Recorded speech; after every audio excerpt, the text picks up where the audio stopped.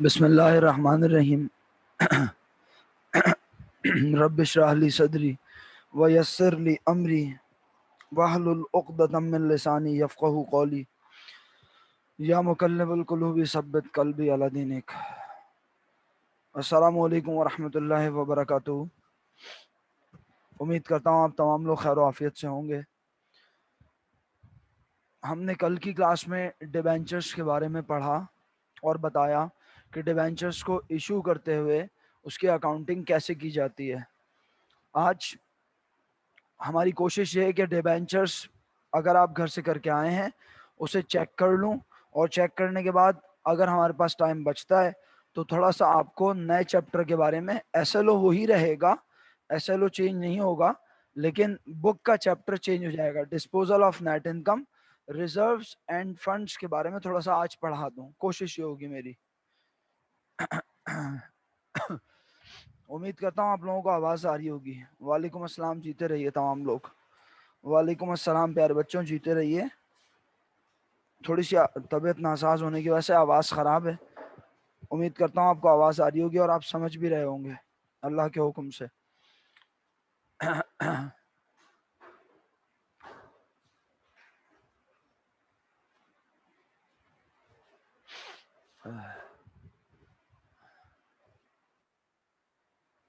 अल्लाह अकबर। वालेकुम अस्सलाम।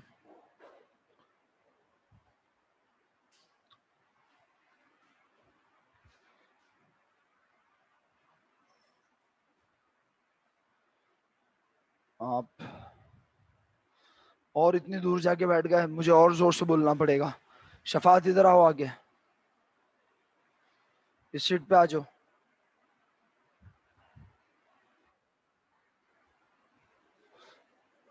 अमसल आप इधर आ जाइए आगे। अलियान आप आगे वाली सीट पे आए। हाँ,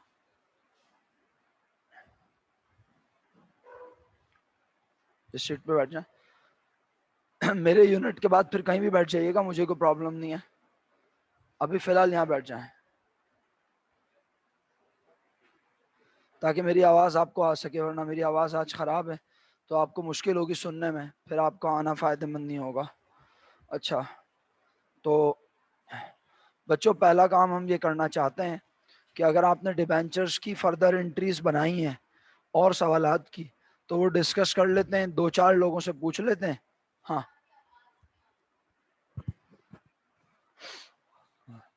मास्क उतारना सही नहीं है ना। अच्छा चलें, कोशिश करता हूँ।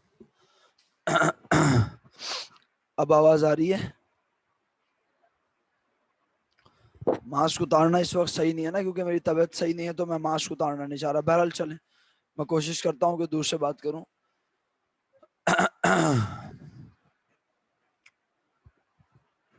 मैं कह रहा हूँ आपने डिबेंचर्स के एंट्रीज कल मेरे साथ क्लास में पढ़ी थी। मैं चाह रहा हूँ आज अगर आप वो घर से प्रैक्टिस करके आए हैं फर्दर क्वेश्चंस खुद से, तो हम दो चार क्वेश्चंस में देख लें कि आपने क्या एंट्रीज बनाई हैं, और उसके बाद फिर कुछ नया पढ़ने की तरफ चलते हैं। इस वक्त स्क्रीन पर आपके सामने जो क्वेश्चन था यस्टरडे, जिसकी एंट्रीज आपने मुझे बना के दिखाई भी अल्हम्दुलिल्लाह, वो कौन सा क्वेश्चन था कल, याद दिलाएं।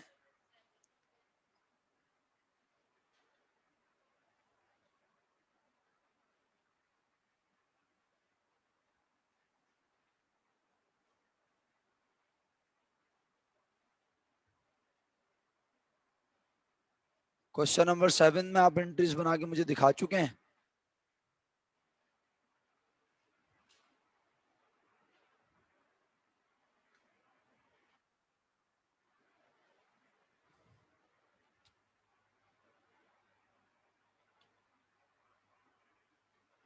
क्वेश्चन नंबर 15 में डिबेंचर्स का जिक्र ही नहीं है।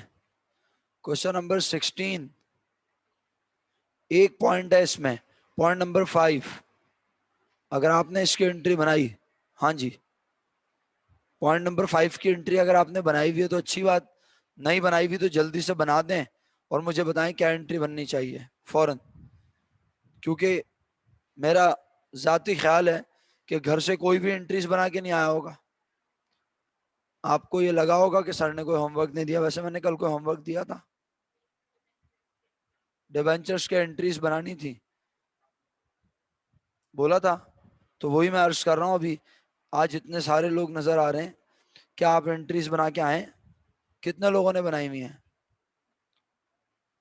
गुड, चले अच्छी बात है।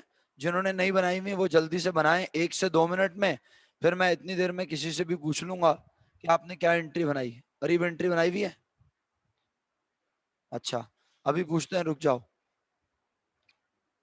जी। पॉइंट नंबर 5 की entry, question number 16, point number 5 की एंट्री जिन बच्चों ने नहीं बनाई हुई वो बना ले जल्दी से।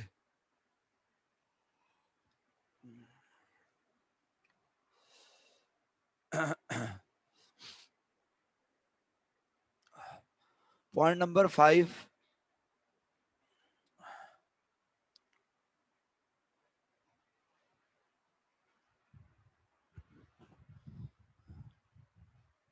हुसैन बनाकर आए एंट्री।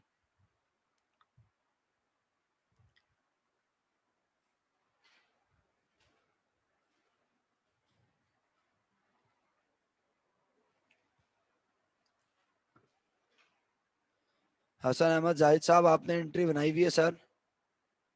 हसन अहमद जाहिद साहब, आपने एंट्री बनाई हुई है?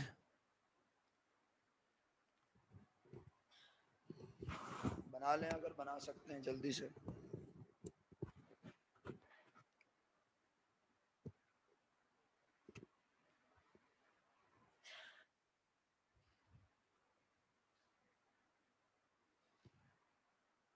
आलियान एंट्री बना रहे हो? आलियान, आलियान, आलियान एंट्री बना ली? जल्दी बनाओ। डिवेंचर घर पे पढ़ा था ये बताओ? कल, कल क्लास नहीं ली? रिकॉर्डेड लेक्चर मेरा ख्याल है बहुत जल्द।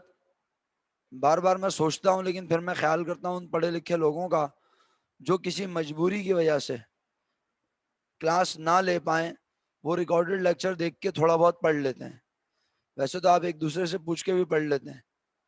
या तो मैं रिकॉर्डेड लेक्चर बिल्कुल अपलोड करना खत्म कर दूं तो जिंदगी आसान हो जाएगी,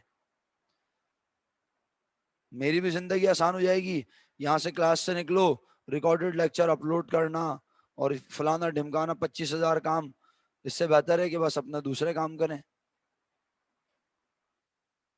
जो बच्चे रिकॉर्डेड लेक्चर अपलोड होने के बावजूद नहीं देख रहे, कुछ नहीं कर सकते आलियान भाई आप काम। आपके अब्बा ने बोल दिया कुछ नहीं कर सकते तो हम क्या करेंगे? हमारी तो औकात ही नहीं है कुछ। एक तो आप क्लास ऑफ कर ली, ऊपर से रिकॉर्डेड लेक्चर। रात कितने बजे तक जागे हो रात को? क्या खुदा ना खास्ता घर में कोई हॉस्पिटल में है? फिर क्या मसला है?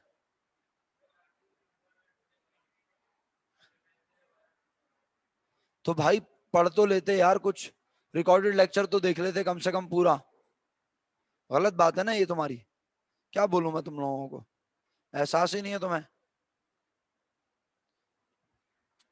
तंजील एंट्री बोले? Bank debit 1 lakh, 1,92,000। अच्छा, discount on debenture 8,000। 1 minute check करने दें। 2,000 डिबेंचर हैं और 4 रुपए का डिस्काउंट, सही है। लॉस ऑन डिबेंचर लिखे, लॉस ऑन रिडेम्पशन लिखे, एक ही बात है। लॉस का वर्ड इस बात की अलामत है कि ये आज का नहीं है, ये बात का नुकसान है। अच्छा, और कितना लिखा? 2,000 × 3, 6,000। उसके बाद क्रेडिट में पहला नाम डिबेंचर, पूरा बोलिए। नहीं, डिबेंचर का नाम देखिए क्या है। 2,000 के बाद क्या लिखा है? तो 10% जरूर लिखें। 10% डिबेंचर पेबल अमाउंट। उसके बाद प्रीमियम ऑन रिडेम्पशन, और वो 6,000 रुपीज, बिल्कुल सही है।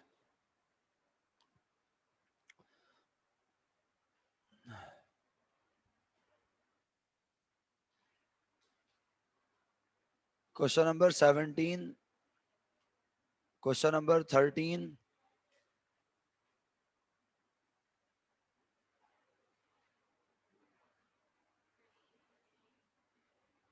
क्वेश्चन नंबर 13 की एंट्री बनाई आप लोगों ने? मुनीबा बताइए क्वेश्चन 13 की एंट्री। अब जिन्होंने नहीं बनाई वो कभी भी बना लेंगे जिंदगी में। मैं चेक करवाता हूँ, बाकी सब लोग जो काम करके आए हैं वो बेचारे इंतजार कर रहे हैं बेकार में। क्वेश्चन 13 की एंट्री, पॉइंट नंबर, डेट बता दें। 29, 28 और 29। तो 28 बता रही हैं पहले। ओके, बैंक कितने से डेबिट हुआ बेटा? 2,50,000। ओके,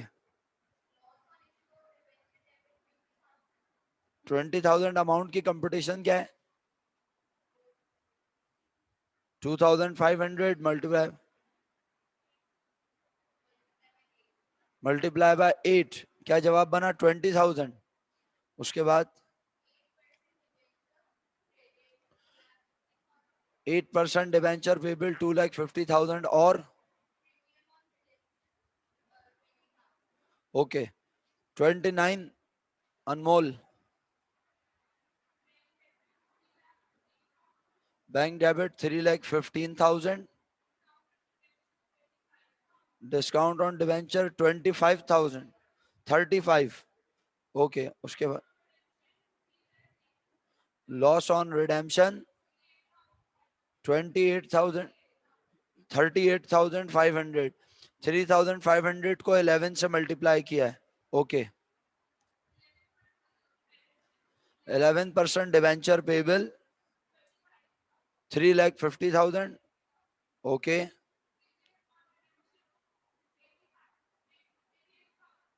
नहीं, 38,500।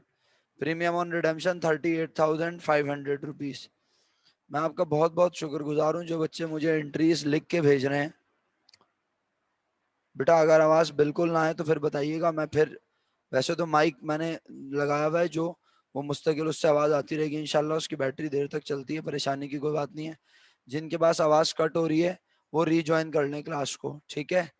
अच्छा, इसके बाद क्वेश्चन 14 के बाद एक और क्वेश्चन यहाँ से बस चेक करने के लिए।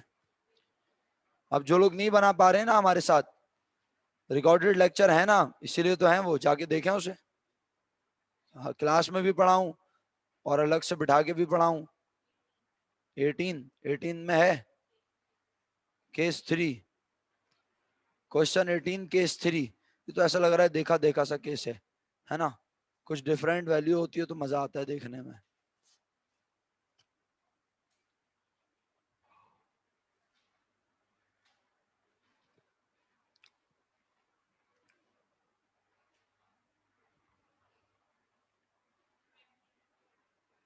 क्वेश्चन 20 में केस नंबर 5। हमसल क्वेश्चन 20 किया है, बताओ केस नंबर 5 की एंट्री।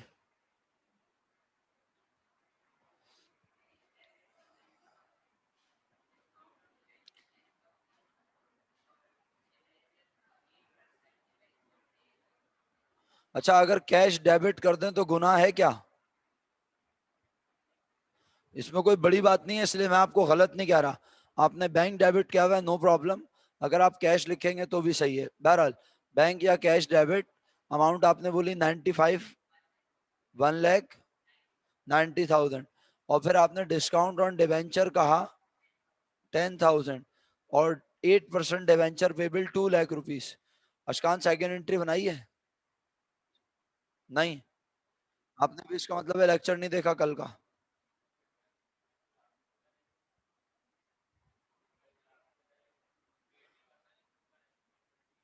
कल क्लास में थे लेकिन समझ नहीं आया। डिवेंचर तो कल ही पढ़ाया है बेटा। चलें कोई बात नहीं बेटा, आप लोग तो वो ज़हीन लोग हैं, खुद ही समझ जाएंगे गूगल से देख देख के। नाइल साहब काम किया हुआ है। चलें ठीक है, बेकार है, मैं आप लोगों से पूछता ही क्यों हूं, मेरी ये समझ में नहीं आता। मैं ऐसे लोगों से क्यों नहीं पूछता जिन्होंने काम किया हुआ होता है। अली रजा काम किया हुआ है? बताएं ये वाली entry. Question 20 case number 6, bank debit 1,05,000,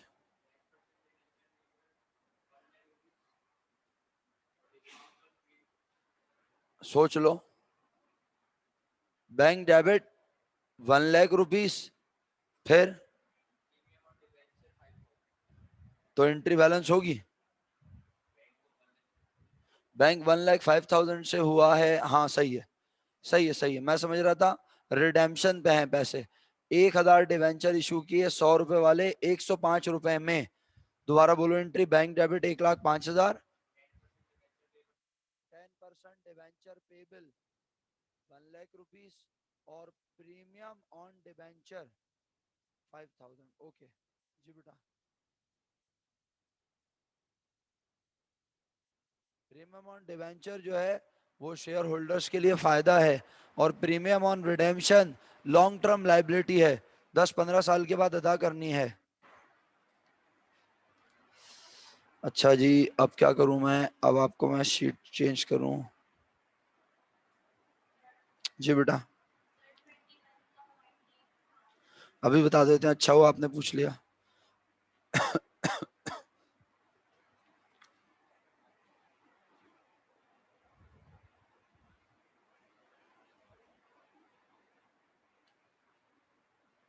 twenty one point B,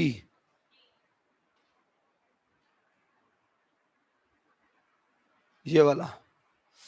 अच्छा जी, क्वेश्चन 21 पॉइंट डी। अब देखें, मजे की बात ये कि मैं आपको सारे सवाल पढ़ाता था पहले किसी भी चैप्टर के, मैं सारे सवाल पढ़ा ही नहीं रहा।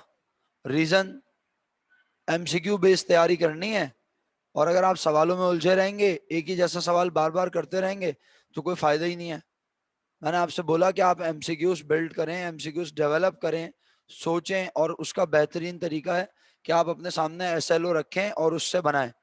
लेकिन बड़ी माजरत के साथ ये कहना पड़ रहा है, बगैर किसी की तरफ इशारा किए, कि लोग तो भाई पढ़ नहीं रहे हैं सही से। तो जब पढ़ नहीं रहे हैं तो वो एमसीक्यूज क्या बनाएंगे बैठ के। चलें, बहरहाल ये एक अलग दास्तान है, इसको साइड में ही रख दें।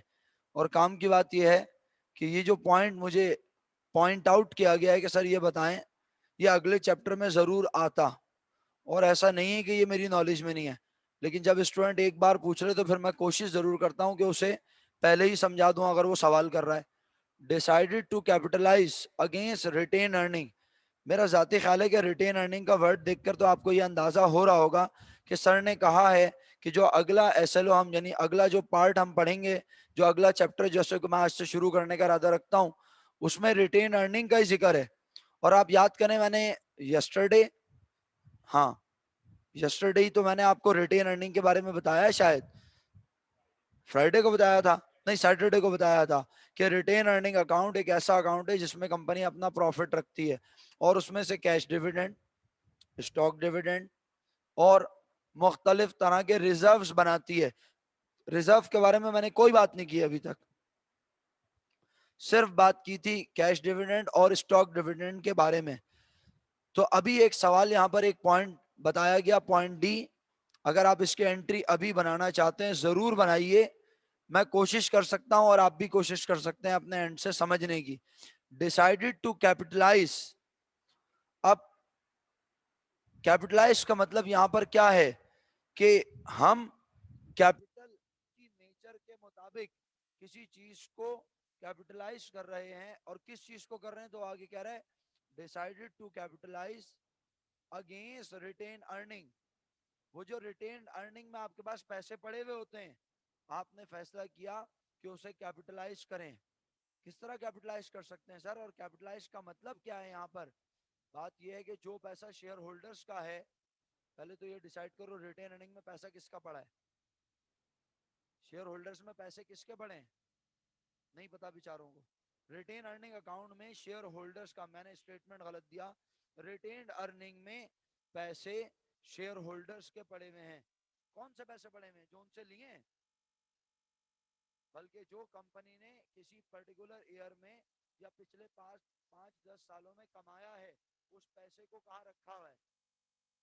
क्या बस 5-10 साल से वो पैसे ऐसे ही रखे हुए, नहीं, कंपनी हर साल रिटेन अर्निंग में से कुछ पैसे डिविडेंड के तौर पे बांटती रहती है। उसके बावजूद कुछ पैसे रिटेन अर्निंग में रखती है। आज कंपनी कह रही है रिटेन अर्निंग में पैसे अच्छे खासे हो गए, डिविडेंड भी हम एक पर्टिकुलर अमाउंट से दे ही रहे हैं लोगों को। अब हम चाहते हैं कि हम लोगों को मजीद अचानक साल में कभी भी जो शख्स 100 शेयर का मालिक है उसे 1 शेयर एक्स्ट्रा दे दें बगैर पैसे लिए। बात को दोबारा समझिएगा, डिविडेंड बाकायदा अनाउंस किया जाता है। कब अनाउंस होता है? मैंने आपको तरीका सिखाया। कल किसी ने, हरीम ने सवाल किया, पता नहीं अली रजा ने किया सवाल, किसी ने किया था कि सर डिविडेंड कब देते हैं।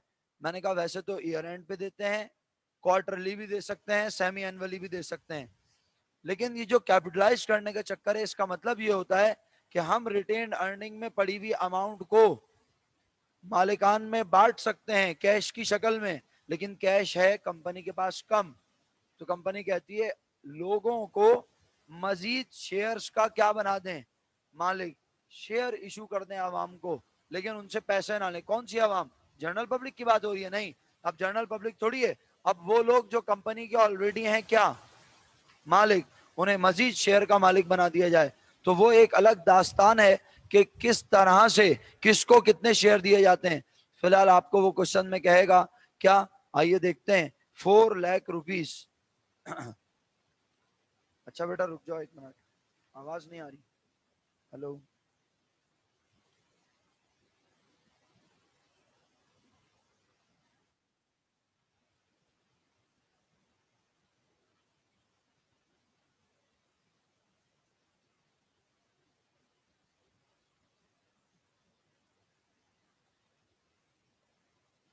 आवाज नहीं आ रही है स्टूडेंट्स को मेरी। Hello hello. अभी आ रही है? इंटरनेट का मसला होगा फिर बेटा, क्योंकि मेरे पास से तो आवाज बिल्कुल सही आ रही है। यहाँ बहुत हल्की आवाज आ रही है, अब सही आ रही है? हाँ, हेलो हेलो हेलो। आज मैं थोड़ा हल्का भी बोल रहा हूँ, लेकिन ऐसे भी हल्का नहीं बोल रहा भाई बिल्कुल। हाँ वो बेटा इंटरनेट का मसला होगा, अगर आप कहें तो मैं डेटा कनेक्शन पे आ जाता हूँ। डेटा पे आ जाऊं अगर आप लोग कहें, ज्यादा मसला हो रहा है। अभी अगर सही है तो चला लें। बेटा माइक ही तो लगा के पढ़ा रहा हूँ मेरा बच्चा, माइक लगा के पढ़ा रहा हूँ मेरे भाई। अभी आवाज सही है? ठीक है, इंटरनेट का इशू होगा, माइक का इशू नहीं है मेरे बच्चों। चलो कंटिन्यू करते हैं। अच्छा मैं आपसे क्या अर्ज कर रहा था, मैं कह रहा था कि कहीं कहीं मैं हल्का बोलता हूँ भाई, ज्यादा जोर से नहीं बोल रहा हूँ, गले में ऑलरेडी दर्द हो रहा है। तो decided to capitalise rupees 4 lakh against retain earning. Retain earning से पैसे निकाल लिए और उस 4 लाख रुपए से मालिक बना दिया शेयर होल्डर्स को जो ऑलरेडी शेयर्स के मालिक हैं। और आगे कहता है एंड देन इशूड, कितने शेयर इशू किए? अब ये तो बताया नहीं सर, बस बोला शेयर इशू किए। और आज एक शेयर इशू किया प्रीमियम पर कितने रुपए? At a premium of ₹16। तो एक मर्तबा का जिक्र है, मैंने आपको एक इक्वेशन लिखवाई थी, याद करें। उस इक्वेशन का सहारा लेना है आपको यहां पर। बताइए क्या नजर नहीं आ रहे? सबसे इंपॉर्टेंट नंबर ऑफ शेयर्स। अगर आप नंबर ऑफ शेयर नहीं निकालोगे, आपको ऑर्डिनरी शेयर कैपिटल की अमाउंट पता, तो आप नंबर ऑफ शेयर कैसे निकाल रहे हो? बताओ क्या निकले नंबर ऑफ शेयर? करो, नंबर ऑफ शेयर बताओ क्या निकलेंगे, कैलकुलेटर पे करके बता दो भाई, जरूरी थोड़ी है लिख के करो। 4 लाख रुपए 25,000 कैसे निकाला? 4 लाख डिवाइडेड बाय 16। अच्छा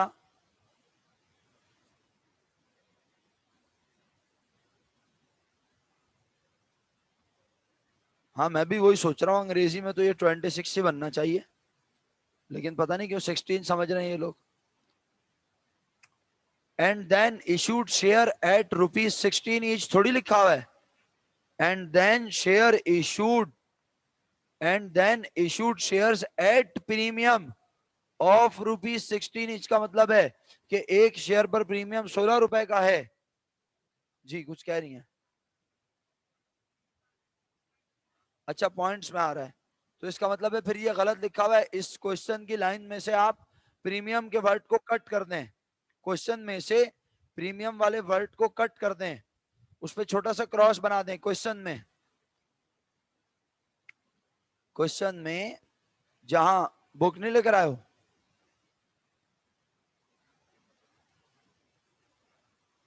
इस क्वेश्चन में जहां प्रीमियम लिखा हुआ है वहां छोटा सा एक क्रॉस साइन बना दें।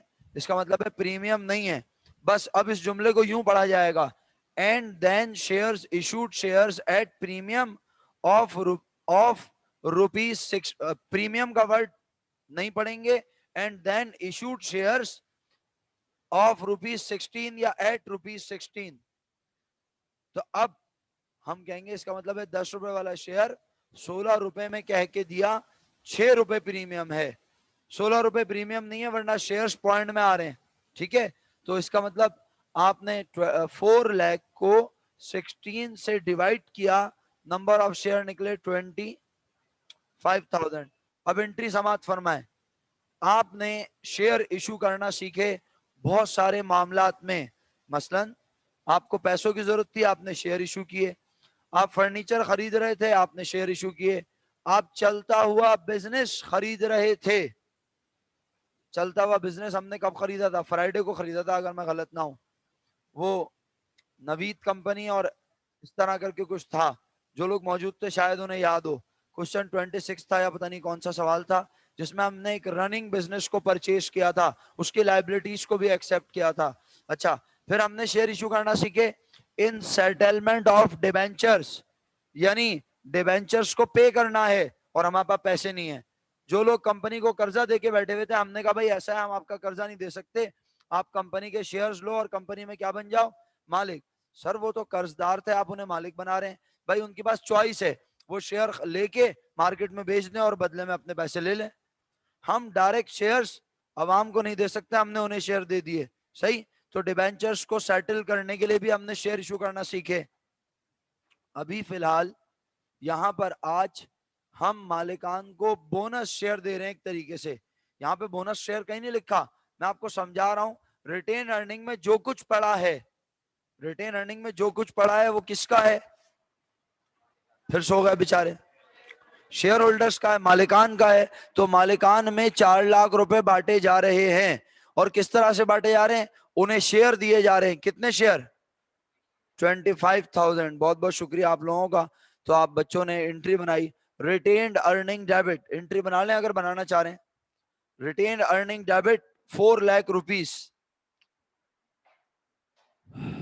Retained earning debit 4 lakh rupees. और जरा सोच समझ के जवाब दें, कितने शेयर इशू कर रहे हैं आप और कितने रुपए का एक शेयर है? 25,000 शेयर इशू कर रहे हैं और एक शेयर 10 रुपए का है, तो ये तो 2,50,000 बनेंगे। क्या इन्वॉल्व होगा साथ में? तो आपने लिखा पहले ordinary share capital credit bracket on 25,000 multiply by 10।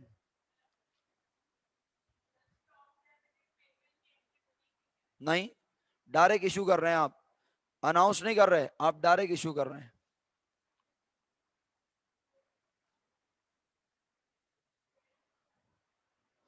दोबारा कहते हैं,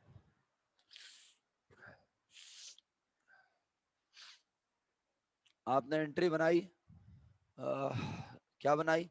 retain earning debit 4 lakh rupees, ordinary share capital credit 25,000 multiply by 10। 25,000 निकाल के चेक कर लिया सब बच्चों ने, कैसे निकला? 4 लाख को 16 से डिवाइड किया तो 25,000 नंबर ऑफ शेयर आ गए। फिर आपने 25,000 को 10 से मल्टीप्लाई किया, ऑर्डिनरी शेयर कैपिटल 2,50,000 और क्रेडिट में लिखा ordinary share premium 25,000 multiply bye 6, 1,50,000 premium, 1,50,000 ordinary share premium. सही है बच्चों? चलें शुक्रिया। समझाने में इसीलिए इतना टाइम लगा कि आगे अगले चैप्टर से रिलेटेड पॉइंट है, लेकिन पूछा गया है तो इसलिए बताया मैंने। देखिए मैं फिर कह रहा हूं बड़े अदब से कि जो लोग घरों पर खुद से पढ़ रहे हैं, मेहनत कर रहे हैं, कोई भी हो, वो, मुझे इससे कोई गर्ज नहीं, कोई भी बच्चा हो सकता है, अगर वो मुझसे आके, हाँ किस चीज के आगे, ऑर्डिनरी शेयर प्रीमियम के आगे आपने लिखा है जनाब 25,000 मल्टीप्लाई बाय 6, 1,50,000। मैं कह रहा था कोई भी बच्चा हो, अगर वो सारे सवालात परफॉर्म कर रहा है तो वो बेहतरीन काम कर रहा है अपनी जिंदगी का। अगर वो एमसीक्यू नहीं बना सकता तो कम से कम वो सारे सवाल ही सॉल्व कर ले, कि जब वो पेपर में ये सवाल देखे अपने सामने तो जल्दी से एंट्री सोच सके, जल्दी से एंट्री को सॉल्व कर सके, तो बेहतर होगा। जो आपको बेहतर लगे, आप नहीं भी पढ़ रहे वो आपके लिए बेहतर है, आपको लगता है जो बेहतर वो आप डिसाइड कर लें। रोजाना नसीहतें करना हमारा काम नहीं है, सिर्फ नसीहतें करने के पैसे नहीं ले रहे हैं यहाँ पे। काम की बात यह है, आप जो यहाँ पर अभी काम कर रहे हैं इसके मुताबिक आपने रिटेन अर्निंग में से पैसे निकालकर मालिकान के हवाले कर दिए हैं। अब मुझे इसमें कोई पॉइंट नहीं बताना, लेकिन अगर और कोई पॉइंट ऐसा मिल जाए तो अभी ये एसएलओ कंटिन्यू है, आप कल परसों जब आपके पास सवाल हो मुझसे पूछ लीजिएगा, और मुझे लगेगा कि वो सवाल अभी बताना चाहिए तो मैं बता दूंगा। और अगर मुझे एहसास हुआ कि नहीं अब वो अगले चैप्टर में आ ही रहा है तो फिर मैं नहीं बताऊंगा, आपसे शेयर कर लूंगा कि बेटा आप फौरन अगले चैप्टर में। बहरहाल अभी आपको 2 से 3 दिन दे रहा हूं इन क्वेश्चंस के लिए। और याद रहे मैंने यहाँ सारे क्वेश्चंस तो कॉपी भी नहीं किए हुए। आपकी बुक में कितने सवाल हैं टोटल इस चैप्टर में, जरा बताइएगा कितने? 25, 35। बेटा 35 में से अगर आप 25 क्वेश्चंस भी कर लें तो मेरा ख्याल है बहुत जबरदस्त किस्म की कमांड बन जाएगी, फिंगर टिप्स पे होगा आपके। आप सिर्फ सवाल की ट्रांजैक्शन पढ़ेंगे और एंट्री आपके दिमाग में होगी। बाकी आपकी मर्जी है, अब कोई छोटे से KG1 के बच्चे तो है नहीं कि मैं 35 के 35 सवाल करवाऊं। हाँ मैं हाजिर हूं, और पेपर से 1 मिनट पहले तक हाजिर हूं, लेकिन पेपर से 1 मिनट पहले तक तो बहुत लेट हो जाएंगे आप अभी कल परसों में और आने वाले वीक में इस चैप्टर के जितने सवाल हैं 35, आप लिख के नहीं करना चाहते ना, आप थक जाएंगे, कम से कम आप सवाल गो थ्रू कर लें, सवाल पढ़ लें। आपको लगे नहीं यार ये तो बहुत आसान है, छोड़ते जाइए, सवाल पढ़ते जाइए और आगे बढ़ते जाइए, जिस तरह आपको बेहतर लगे। मैंने आपको तमाम मशवरे दे दिए हैं, अब मैं आगे बढ़ता हूं।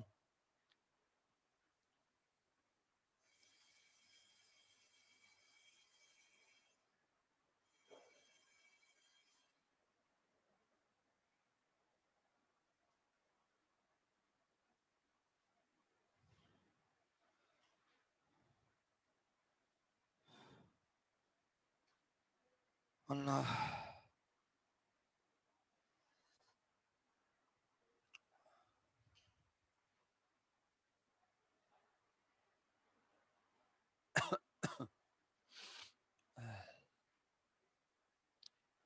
बताइए आज कितने लोग ये एंट्री पढ़ के आए? कल ये भी तो कहा था मैंने, रिडेम्पशन के वक्त कौन कौन सी एंट्री बननी है, क्लास में कितने लोगों ने पढ़ी? बस आप दो लोगों ने पढ़ी। आप 2 लोगों को भी बड़ा अजीब सा लग रहा होगा यार, हम हाथ खड़ा कर रहे हैं, बाकी किसी ने पढ़ा नहीं है। मतलब आप लोगों को अजीब लग रहा है, पढ़ने वालों को अजीब लग रहा है यार, हम हैंड रेस कर रहे हैं, बाकी सब लोग कह रहे हैं हमने तो पढ़ा ही नहीं। पढ़िए फिर इसको और देखिए क्या गलत है और क्या सही, खुद ही पढ़िए और खुद ही डिसाइड कीजिए क्या सही और क्या गलत। अली भाई बताइए, आपने अगर पढ़ा है तो आपको सही लग रहा है सब कुछ जो लिखा हुआ है? चेक कर लें इत्मीनान से।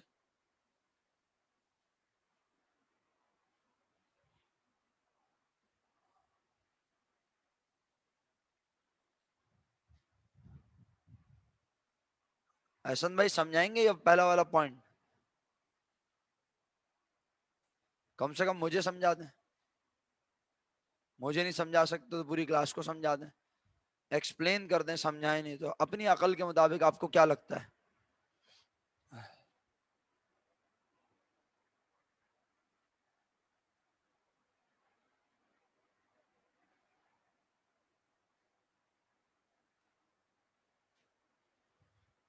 वो क्या हसनैन करीम साहब, मैंने देख लिया, असमा ने बताया उसने पढ़ा है जी, आप एक्सप्लेन कर दें।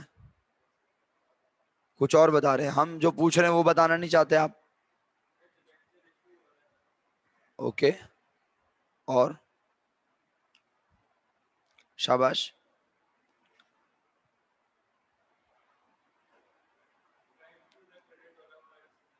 हैं? बैंक क्रेडिट क्यों कर रहा है? अच्छा, सबसे पहले तो एहसन ये देखो मेरा बेटा क्या लिखा है।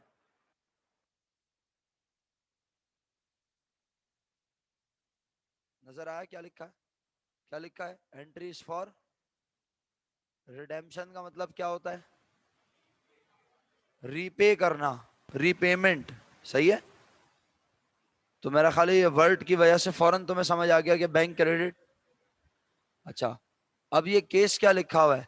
यहाँ लिखा हुआ है, बच्चों आप सब देख रहे हो, हाँ अटेंडेंस मार्क कर दो बेटा, फिर मैं दोबारा अटेंडेंस लूंगा। अटेंडेंस मार्क कर दो आप लोग, शुक्रिया बताने के लिए इस्माइल भाई, अटेंडेंस मार्क कर दें।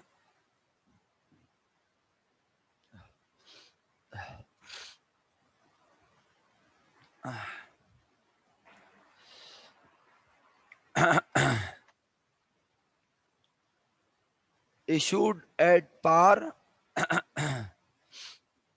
डिस्काउंट और प्रीमियम।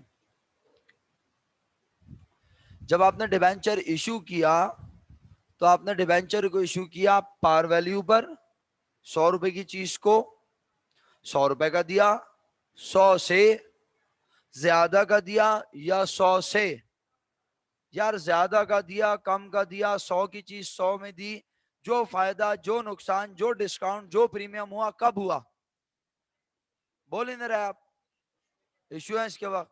लेकिन आगे लिखा है बट रिडेम्पशन एट, लेकिन वापसी पर आप उतने ही दे रहे हैं जितने आपको देने, कितने देने चाहिए? 100 रुपए। तो इसका मतलब है आपकी लाइबिलिटी हो जाएगी, बोलो क्या? तो हम क्या लिखते हैं डिबेंचर के साथ? डिबेंचर पेबल जो भी नाम होगा 10% डिबेंचर पेबल डेबिट, और पैसे कहां से चले जाएंगे? बैंक से। बताइए क्या बहुत मुश्किल बात है? अगर है तो मैं दोबारा समझा सकता हूँ एक मरतबा बस। जी अरीफ भाई समझ आ गया? ओके, उसके बाद हाँ फिर से समझा दूं। पहले बताओ डिबेंचर इशू करने के बारे में पता है? नहीं, सच सच बोल लो। डिबेंचर क्या है ये पता है? क्या है? लोन लेते हैं, तो लोन को क्या करना होता है मेरा बेटा? जब लेते हैं तो फिर बाद में वापस, तो आज हम लोन वापस कर रहे हैं। जब लोन लिया था तो 100 रुपए वाला कागज का टुकड़ा अब हमको 100 से ज्यादा में दिया हो, 100 से कम में दिया हो, या 100 रुपए का बदले में 100 रुपए ही लिए हो।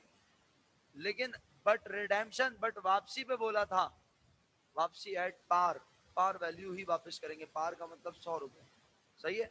वैसे तो पार वैल्यू कुछ भी हो सकती है पाकिस्तान में, लेकिन अभी फिलहाल हम एज्यूम कर रहे हैं कि 100 रुपए है। मतलब पाकिस्तान गलत बोल दिया मैंने यार, आज दिमाग बिल्कुल मेरा साथ नहीं दे रहा, बर्ड्स बिल्कुल साथ नहीं दे रहे मेरा।